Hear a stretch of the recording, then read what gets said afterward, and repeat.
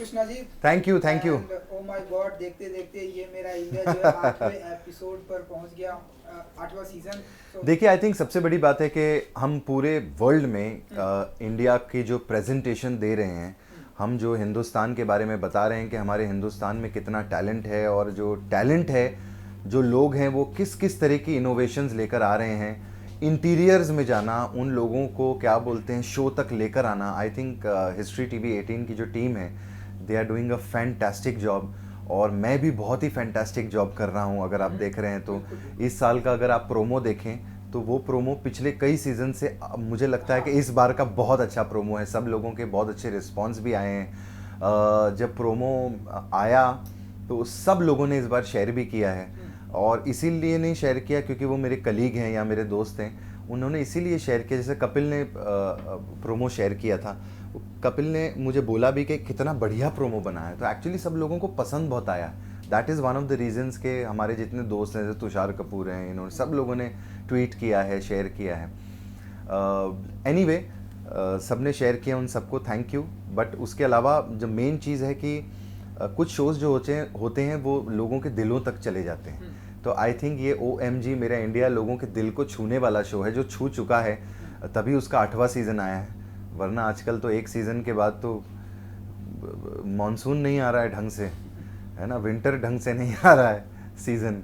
तो I am so happy and glad, and thanks to all of you, and thanks to the team of History TV 18, जो इतने Covid के जितने हर state का एक अलग प्रोटोकॉल है। आप ये नहीं कर सकते, 20 लोगों से ज़्यादा नहीं हो सकते, यूनिट इतना नहीं, एक बबल में शूट करना पड़ता है। उसके बाद ये जिन लोगों के साथ शूट करते हैं वो एक्टर्स नहीं हैं, आर्टिस्ट नहीं हैं, मतलब कुछ आध आर्टिस्ट होंगे, लेकिन एक आम जनता है, तो उनके साथ जाना, उनके साथ शूट करना, I think it's big deal. तो हिस्ट्री टीवी 18 ने बहुत कमाल का काम किया। बिल्कुल।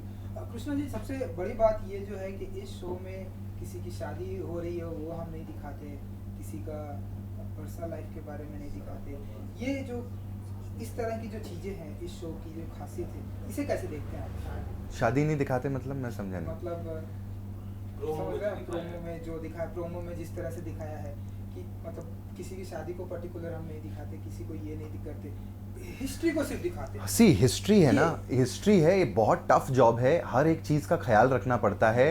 इनके जो मुझे मालूम है जो रूल्स एंड रेगुलेशंस हैं, जो बंदे की जो इनोवेशन है, सबसे पहले तो ऐसे तो आपको बहुत लोग मिल जाएंगे जिन्होंने ये भी किया है वो भी किया है, लेकिन उसके ऊपर रिसर्च करना, फिर उसको अप्रूवल उसका लेना, फिर वो गवर्नमेंट अप्रूव भी होना चाहिए, वो भी एक बहुत सारी चीज़ें हैं।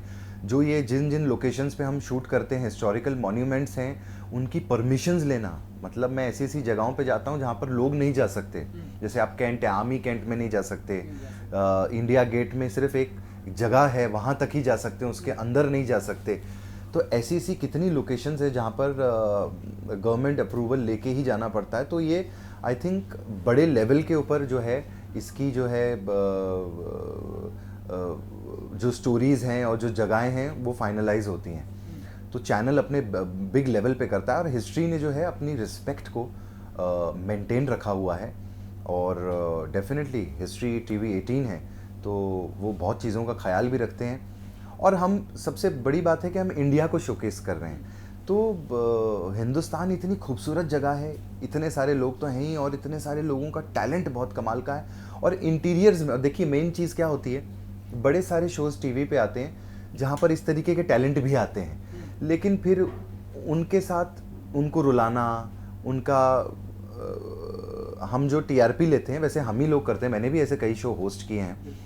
तो यहाँ पर जो है ना उनका रियल टैलेंट दिखा, हम ये नहीं दिखाते कि वो कितने गरीब हैं या कितनी उनको तकलीफ़ है, हम ये दिखा रहे हैं कि इंस्पिरेशनल जो कहानियाँ होती हैं कि गरीबी होने के बावजूद, तकलीफ़ होने के बावजूद उस बंदे ने अपनी सक्सेस को कैसे अचीव किया है, कैसे उसने अपनी इनोवेशन या जो भी चीज़ बनाई है या जो भी वो क्राफ्ट करते हैं उसको किस तरीके से मेहनत करके वो इस पोजीशन पे लेकर आए हैं कि आज वो टेलीविज़न पे आ रहे हैं और इतने बड़े शो में आ रहे हैं जिसका नाम है OMG है मेरा इंडिया।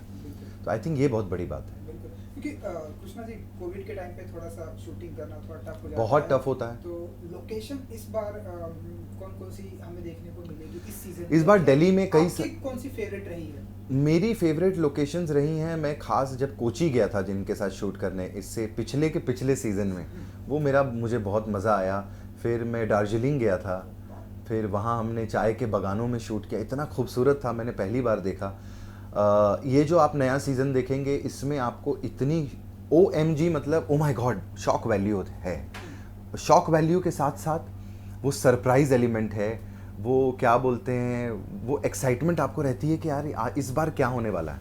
ये जो नया सीज़न आ रहा है इसमें आपको ऐसी ऐसी कहानियाँ देखने को मिलेंगी कि आप बिलीव ही नहीं करेंगे कि ऐसी भी चीज़ पॉसिबल है। आपको ऐसी इंस्पिरेशनल कहानियाँ मिलेंगी। फॉर एन एग्जांपल, जैसे मुझे नहीं पता था इंडिया में रह के कि हमारे हिंदुस्तान में एक एलिफेंट हॉस्पिटल है।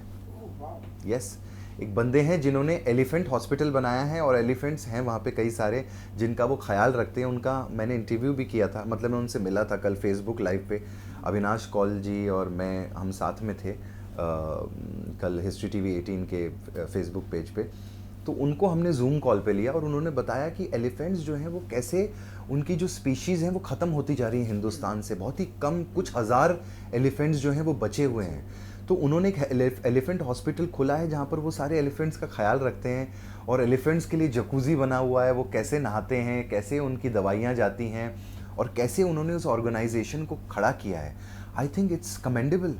किसी ने सोचा नहीं था। एटलीस्ट इससे इंस्पिरेशन लेके एलिफेंट हॉस्पिटल से हम अपने पेट्स, कैट्स एंड डॉग्स का तो ख्याल रख सकते हैं। जब एक बंदा इतने बड़े एलिफेंट्स का ख्याल रख रहा है तो हम डॉग्स एंड कैट्स के लिए क्यों नहीं कर सकते। आज पेट्स के लिए कितनी सारी छोटी छोटी कॉलोनी में लोगों ने पेट स्टोर खोले हुए हैं। ये कैसे हुआ है? ये इंस्पिरेशन से होता है, ये एक लव होता है एनिमल्स के प्रति। तो वो मुझे बहुत अच्छा लगा। ये हमारी बहुत कमाल की स्टोरी है, आप देखेंगे एलिफेंट हॉस्पिटल की। और एक बंदे हैं जिनका नाम है आदिल तेली। इन्होंने कश्मीर से लेके कन्याकुमारी तक साइकिल चलाई है। कश्मीर से लेके कन्याकुमारी तक 8 दिन साइकिल चलाई है, 3600 किलोमीटर। आप देखिए, हाँ, इम्पॉसिबल। मतलब ऐसे आपको कई सारी कहानियाँ जो है इंस्पिरेशनल कहानियाँ देखने को मिलेंगी। और जो लोग डिप्रेस्ड होते हैं, जो लोगों को अपनी लाइफ में ये होता है कि अरे यार हम कैसे करें, आप हमारी स्टोरीज़ देखिए, आप इंस्पायर होंगे, आपको ऐसी इंस्पिरेशन मिलेगी, अरे यार ये बंदा कर सकता है जो हैंडीकैप्ड है। लोग सोचते हैं कि मेरे पास ये नहीं है, मेरे पास वो नहीं है, और वो बंदे ने कुछ कमाल करके दिखाया और वो हमारे इंडिया से है। तो we should be proud of our country that हमारे पास क्या क्या टैलेंट है हमारी कंट्री में। मैं इंस्पायर होता हूँ, मुझे गूज बम्स आ जाते हैं। मुझे ऐसा लगता है यार कभी कभी भगवान ने हमें सब कुछ दिया हुआ है, तो हम क्यों ना करें, हम क्यों ना कुछ करें अपनी कंट्री के लिए, हम क्यों ना करें कुछ।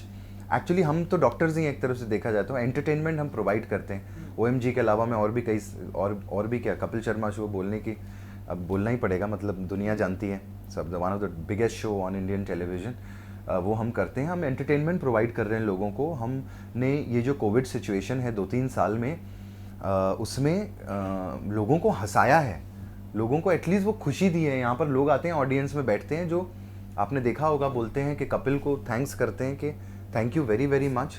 और जब मुझे मुलाकात करते हैं लोग, हमें हाथ जोड़ के थैंक्स करते हैं कि आपकी वजह से हमारे वो 4-6 महीने निकल गए घर में बैठे बैठे। और salute to the whole team of the Kapil Sharma show also. क्या बोलते हैं, विदाउट ऑडियंस हम लोगों ने शूट किया है। और अगर आप देखें तो विदाउट ऑडियंस भी जो गेस्ट आते थे वो हंस के पागल हो जाते थे। हमारा जो क्रिएटिव है, जो मेहनत है, तो I think we are also doing a wonderful job. बिल्कुल, ये बहुत ही अच्छी बात आपने शेयर की एलिफेंट एंड साइकिल की, बहुत ही अच्छा एक्सपीरियंस आपने शेयर किया कृष्णा जी। बस जाते आते क्योंकि टाइम की थोड़ी प्रॉब्लम है, 24 ऑफ जैन को ये जो है 24 जनवरी को, और हमारा ACB 24 पे है, तो कुछ कहेंगे आप? वाह वाह, क्या पंच मारा है इन्होंने। 24 जनवरी को OMG, ये मेरा इंडिया का नया सीज़न शुरू हो रहा है। ये 8वां सीज़न। मैं फिर से जैसे हर साल आपको प्रॉमिस करता हूँ कि इस बार भी हम लोग एक पावर पैक्ड सीज़न लेकर आए हैं। आप लोगों को इस बार की भी स्टोरीज़ जो हैं, कमाल की स्टोरीज़ मिलेंगी, फ़नी स्टोरीज़ मिलेंगी, इंस्पिरेशनल स्टोरीज़ मिलेंगी, और ऐसी स्टोरीज़ मिलेंगी जो आपके जज्बे को ना क्या बोलते हैं, अंदर से स्ट्रॉन्ग रखें। और देखें कि कोविड सिचुएशन में भी इंडिया जो है वो हारा नहीं है। लोगों ने अपने काम बंद नहीं किए हैं, घर बैठे अपने काम किए हैं, जैसे वर्क फ्रॉम होम हम कहते हैं। लोगों ने अपनी आर्ट को गिरने नहीं दिया है। हिंदुस्तान की कई ऐसी आर्ट फॉर्म्स हैं जो गायब हो रही थी, उनको फिर से कुछ लोग हैं जो लेकर आए हैं। जैसे कि कल मुझे एक बड़ा प्यारा सा गिफ्ट मिला ऑफिस में, हिस्ट्री टीवी 18 के एक फेदर उन्होंने मुझे गिफ्ट किया। एक फेदर आर्टिस्ट हैं जो फेदर के ऊपर पेंटिंग करते हैं, जिन्होंने अपनी फेदर पे पेंटिंग सचिन तेंदुलकर के लिए उन्होंने पेंटिंग बनाई थी, and I think I am the lucky one. उसके बाद उन्होंने मेरे लिए मेरे नाम से मुझे कुछ बना के दिया है एक बहुत बड़े फेदर पे। I think it's one of the most beautiful art. ये आर्ट हम देखते थे इंडिया में शुरू में, बचपन में देखा करता था जब ये इंटीरियर्स में बहुत बड़ी फेमस थी।